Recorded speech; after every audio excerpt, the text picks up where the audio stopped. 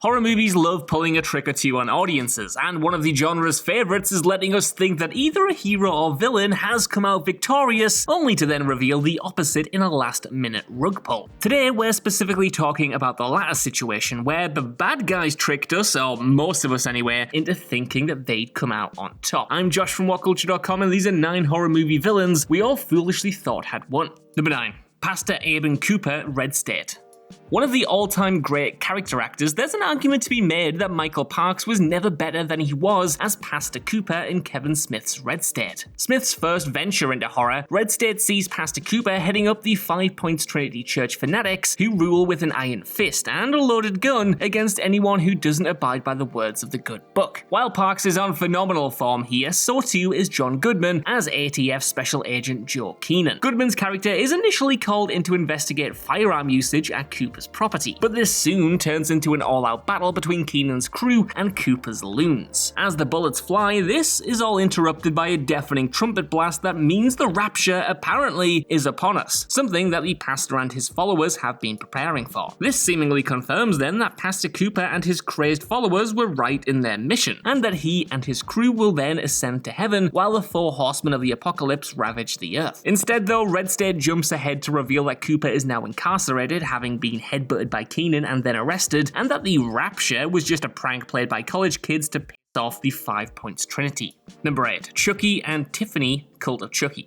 The end of 2013's Cult of Chucky had us all thinking that Chucky had won and was about to kill his longtime friend till the end, Andy, only for Andy to then be ahead of the game, turning the tables and shooting the good guy doll with a shotgun. By the time of follow-up Cult of Chucky 4 years later, that movie pulls a similar stunt in letting you believe that evil has won out and that Chucky and Tiffany have outsmarted everyone else in the movie, including the now institutionalized Andy. In Cult, it's eventually revealed that Chucky has managed to put his spirit into several good guy dolls, meaning that he's able to terrorize multiple people in multiple places all at the same time. By the time all is said and done with the film, the movie closes with the scene of protagonist Nika, who's possessed by part of Chucky's soul, the real-life Tiffany and the doll Tiffany laughing maniacally as they drive off to freedom to cause even more carnage, all while Andy remains locked down in a mental hospital. Changing this evil ending up though, there is in fact a post-credit scene featuring Andy's former foster sister Kyle entering a cabin to torture the original Chucky's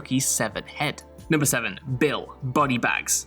When it comes to anthology efforts, 1982's Creepshow set the bar, and while John Carpenter and Tobe Hooper's Body Bags doesn't quite match what George A. Romero served up with Creepshow, there are still plenty of positives to take from this 93 collection of horror shorts. In the first of these offerings, audiences were served up The Gas Station. This tale focuses on college student Anne starting her first shift, a night shift of course because this is a horror movie, at a 24-hour gas station. As she takes over where co-worker Bill left off, she's reminded by the departing Bill that an escaped serial killer is on the loose. With tensions high, Anne is put through the ringer as the night goes on, culminating in finding a murdered homeless man who is actually the murdered real Bill, and the realization that the Bill Annie had earlier met is in fact an escaped killer. Given the off-macabre nature of horror anthologies, not to mention the desolate, desperate setting of the gas station itself, it was a no-brainer that Bill was going to win out and add yet another victim to his list. Thankfully, the shock return of a previous customer saves Anne, distracting the killer just long enough to allow her to crush his head with a vehicle lift.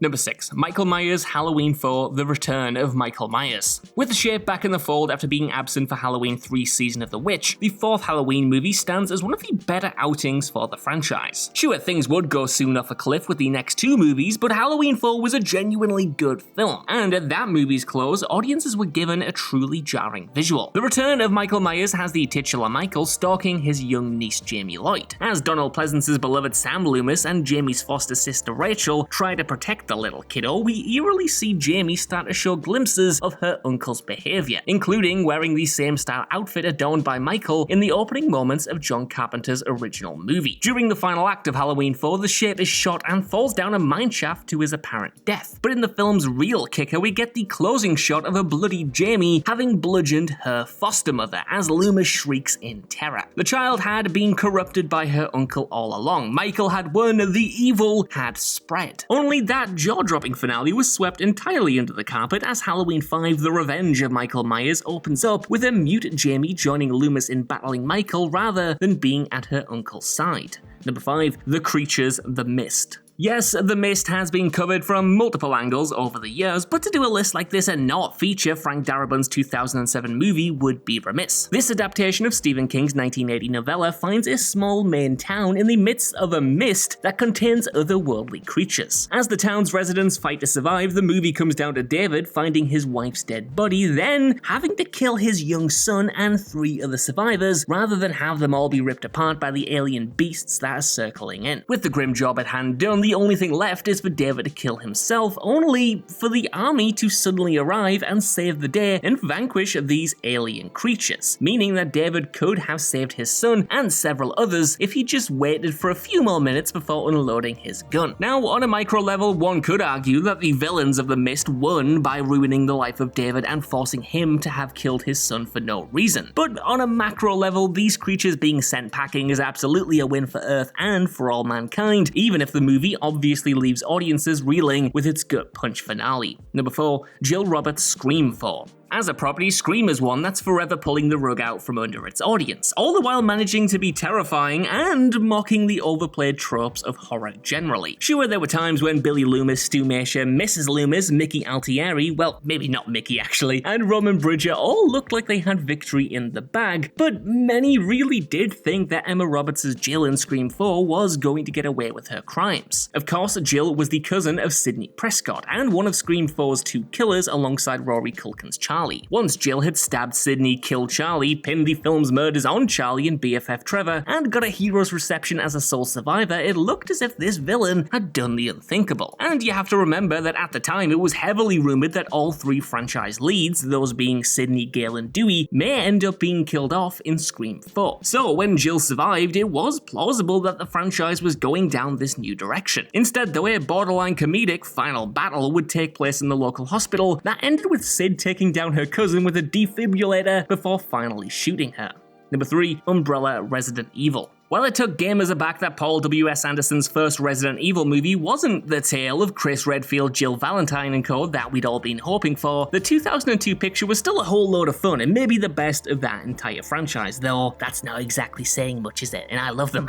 Yeah, the movie franchise spawned by that first film has major problems dotted all the way throughout it, but as a sci-fi action horror movie, the initial Resident Evil offering does tick plenty of the right boxes. It's definitely recommendable. What that film also did, though, is that it ended with the feeling that the evil Umbrella Corporation had won out, and it also included the tease that the character of Matt Addison was destined for a life as Nemesis. The ending had the infected Addison swept away by Umbrella as part of the Nemesis program, and longtime IP fans were well aware that meant that Matt would become the infamous Stars killer creature that took center stage in the Resident Evil 3 video game. And Matt would indeed become Nemesis by the time of follow-up Resident Evil Apocalypse, and it looked like the villains of the piece had won out here as a result. That was, of course, until Apocalypse's finale saw Nemesis turn babyface and assist Milla Jovovich's Alice. So at the end of the first Resident Evil, we thought that Umbrella had won by mutating Matt Addison into Nemesis, yet Resident Evil Apocalypse ended up having old Nemesis come back to bite Umbrella on the backside. Number 2, Jason Voorhees' Freddy vs. Jason. The end of Ronnie Yu's Freddy vs. Jason famously ends with Friday the 13th's Voorhees getting the better of Freddy Krueger. In a literal explosive finale, the wounded Jason rips off Freddy's arm and runs him through with his own blade-tipped glove, allowing Laurie the chance to decapitate the Dream Killer. From there, both of these Uber rogues fall into Camp Crystal Lake, seemingly dead, only for Jason to emerge from the water carrying Freddy Krueger's head and cementing him as the winner of this battle for the ages. Now, while this is how the movie concludes, complete with a sly wink at the camera from the head of Krueger, there's another ending to the film that is worth highlighting here. In said alternate finale, the action plays on for one more scene that shows Jason didn't actually fully banish Freddy. This extended sequence, which can be found on the Freddy vs. Jason home releases, shows Laurie and her boyfriend Will just about to have sex. After becoming extremely aggressive during all of this, though, Will shows off a set of Krueger-esque fingers, alluding that he has become controlled by Freddy. So, the normal cut has Freddy's severed head winking, the alternate ending has him possessing Will, and either way, Jason's victory isn't quite as nailed on as we'd initially been led to believe, even if that was just for a couple of seconds or so.